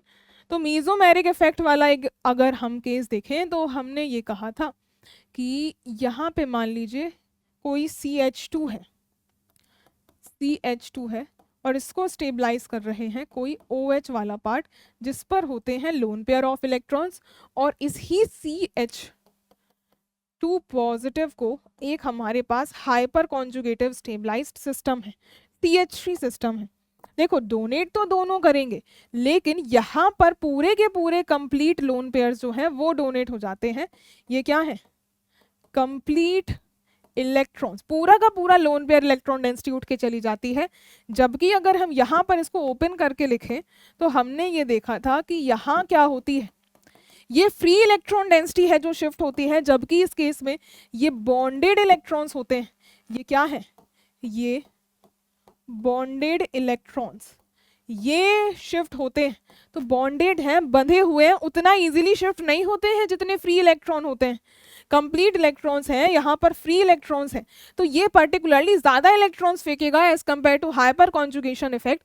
इसीलिए ये वाला ज्यादा स्टेबल होता है, इसीलिए ये वाला ज्यादा स्टेबल होता है। तो हम इसी वजह से कहते हैं कि जो डोमिनेंसी होती है वो +m की ज्यादा होती है as compared to plus H effect, क्योंकि इसमें पूरी फ्री इलेक्ट्रॉन डेंसिटी जाती है, इसमें बॉन्डेड इलेक्ट्रॉन पेयर्स जाते हैं, that's why mesomeric effect is more dominating than hyperconjugation. लेकिन इसका भी एक एक्सेप्शन है, इसका भी एक एक्सेप्शन है, उसको आप नोट डाल के लिख लीजिए, नोट डाल के लिख लीजिए। अगर मान लीजिए सिंगल आपको इस तरीके से रेजोनेंस मिल रहा है ना, और ये कार्बोकेटायन स्टेबलाइज्ड है, और अगर मान लीजिए हाइपर कॉन्जुगेशन में ये जो पर्टिकुलर कार्बोकेटायन है उसमें आपको फुली हर तरीके से आपको रेजोनेंस मिल रहा है। फर्स्ट वाले केस में क्या है, यहां ये केस रेजोनेंस बिल्कुल सिंपल काइंड ऑफ रेजोनेंस है, इससे सिंपल नहीं होना चाहिए, इससे ज्यादा रेजोनेंस होगा तब बात नहीं बनेगी, सिर्फ इसी केस की बात कर रही हूं मैं। यहां पर टोटल आप काउंट करोगे तो आपको 9 अल्फा हाइड्रोजन्स मिलेंगे। सिंपलेस्ट रेजोनेंस केस में अगर 9 अल्फा हाइड्रोजन्स प्रेजेंट होंगे उस केस में हाइपर कॉन्जुगेशन जीतेगा। सिर्फ यही एक कैटेगरी है जहां पे आपका हाइपर कॉन्जुगेशन जीतता है, बाकी कहीं नहीं। तो अब इसी बेसिस पे हमने जो भी थ्योरी पढ़ी है हाइपर कॉन्जुगेशन की और रेजोनेंस की, उसके रिगार्डिंग हम कुछ क्वेश्चंस देखें, उसके रिगार्डिंग देखते हैं कुछ क्वेश्चंस। तो ये रहा आपका पहला क्वेश्चन जो कि हाइपर कॉन्जुगेशन की थ्योरी को कवर करेगा। इसमें क्या कहता है, which of the following statements are correct regarding the transformation given below. Transformation क्या हो रही है जरा इसको ऑब्जर्व करें, इसको जरा ऑब्जर्व करिए। तो फर्स्ट यहां पर आप देखें तो ये H प्लस टूटा तो हुआ क्या होगा, ये H यहां से शिफ्ट हुआ होगा, वही हाइपर कॉन्जुगेशन लग रहा है, हाइपर कॉन्जुगेशन लग रहा है और कार्बन पे इलेक्ट्रॉन डेंसिटी शिफ्ट हुई है।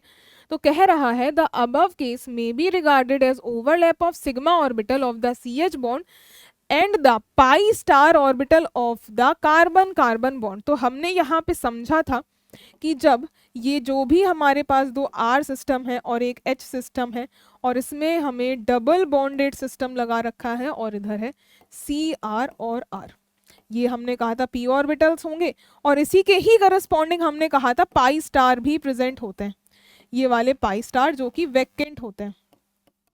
और बॉन्ड के इलेक्ट्रॉन डेंसिटी हमने जो शिफ्ट करवाई है, ये जो सिग्मा CH बॉन्ड है यही शिफ्ट हुआ है इसके पाई स्टार वैकेंट में। तो ये जो रेजोनेंस हुआ है ना, दैट इज सिग्मा CH से गया है पाई स्टार वैकेंट में। This kind of hyperconjugation effect observe हुआ है और वही बोला है this is regarded as overlap of sigma orbital of the CH bond and the pi star orbital of the carbon carbon bond, यही pi star वाले का overlap हुआ है। तो yes, first statement is right. फिर कह रहा है it is called as hyperconjugation, जी हाँ हाइपर कॉन्जुगेशन ही है। ये परमानेंट इफेक्ट होता है, जी हाँ हाइपर कॉन्जुगेशन एक परमानेंट इफेक्ट ही होता है, रेजोनेंस भी एक परमानेंट इफेक्ट ही होता है। तो ये परमानेंट इफेक्ट है। और लास्ट में कह रहा है कि सारे स्टेटमेंट करेक्ट होंगे क्या, तो MCQ में आप डी ऑप्शन को टिक करोगे, MCQ में डी ऑप्शन को टिक करेंगे। एक क्वेश्चन से आपका पूरा हाइपर कॉन्जुगेशन रिवाइज हो गया। अब देखिए अगला क्वेश्चन, ये कह रहा है कि hyper conjugative stability of tertiary butyl cation जो है और जो 2 ब्यूटीन है रेस्पेक्टिवली आर ड्यू टू, इन दोनों के केसेस में किस तरीके के हाइपर कॉन्जुगेशन से ये स्टेबलाइज्ड है। तो अगर टर्शियरी ब्यूटाइल कैटायन को हम बनाएं, ये रहा टर्शियरी ब्यूटाइल कैटायन, ये 3 डिग्री है और ये ब्यूटाइल वाला कार्बोकैटायन हो गया। इसमें कौन सा स्टेबलाइजेशन देखने के लिए मिलेगा, इसमें अगर एक फॉर्म को आप ओपन करो तो हमने देखा था कार्बोकैटायन वाले केस में क्या होता था, इसके पास होते हैं वैकेंट p ऑर्बिटल। तो ये जो सिग्मा, ये वाली जो सिग्मा CH डेंसिटी है ये शिफ्ट होती है कहाँ, सिग्मा CH जाती है p ऑर्बिटल वैकेंट में। टर्शियरी ब्यूटाइल में कुछ ऐसा स्टेबलाइजेशन होगा। और दूसरा बोल रहा है 2 ब्यूटीन का सिस्टम, 2 ब्यूटीन का सिस्टम। तो ब्यूटीन सिस्टम बनाओ, पहले तो बना लेते हैं ब्यूटीन, 4 कार्बन पे सेकंड नंबर पे ब्यूटीन है तो ये CH3 रहा होगा, ये CH और ये रहा होगा CH3। अब डबल बॉन्डेड से जुड़े हुए यहाँ पर जो सिस्टम है ये है, तो इसको अगर हम ओपन करके लिखें CHHH। और अभी हमने लास्ट क्वेश्चन में ही देखा इसमें क्या होता है, ये जो पाई स्टार होते हैं ये वाले पाई स्टार ही ऑर्बिटल में सिग्मा CH बॉन्ड जो है वो डिस्क्लोज होता है, डिस्प्लेस होता है। तो ये है सिग्मा CH से, ये वाला कौन सा हो गया, ये पर्टिकुलरली सिग्मा CH बॉन्ड से जा रहा है पाई स्टार वेकेंट में। तो इस तरीके का स्टेबलाइजेशन हमें दूसरे केस में देखने को मिल रहा है।